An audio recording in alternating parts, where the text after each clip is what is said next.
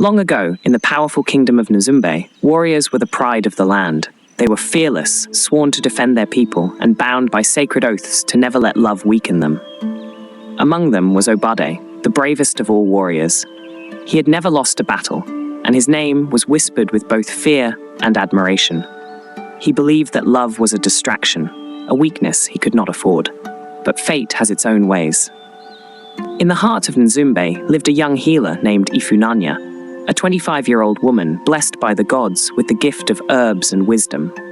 She was known not only for her beauty, but also for her kindness, healing even those who had wronged her.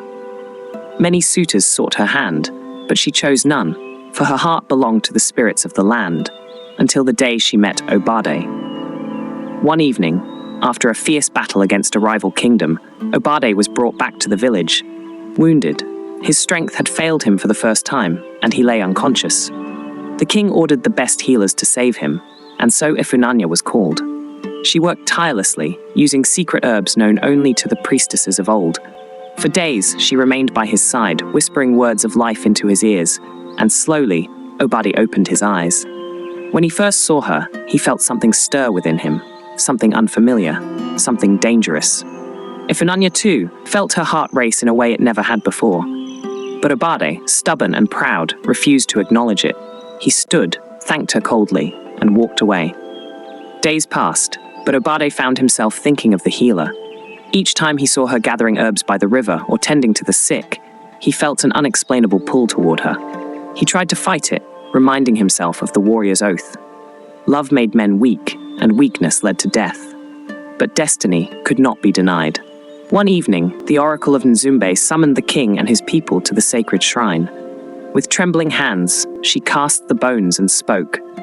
"A great warrior's fate is tied to the daughter of the gods. If he embraces love, he shall bring peace. If he rejects it, war shall consume the land." The people gasped. They knew who the oracle spoke of, Obade and Ifunanya. The warrior was torn. He could not understand how love could bring peace when war had always been his path. But as he watched Ifunanya standing before the shrine, her eyes filled with quiet strength, he realized the truth. Love was not a weakness. It was the greatest strength of all. That night, under the full moon, Obade went to Ifunanya's hut.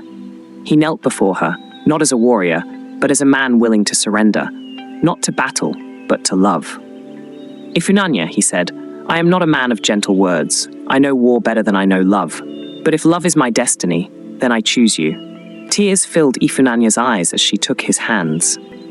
"Love is not the end of your strength, Obade. It is the beginning of a greater one."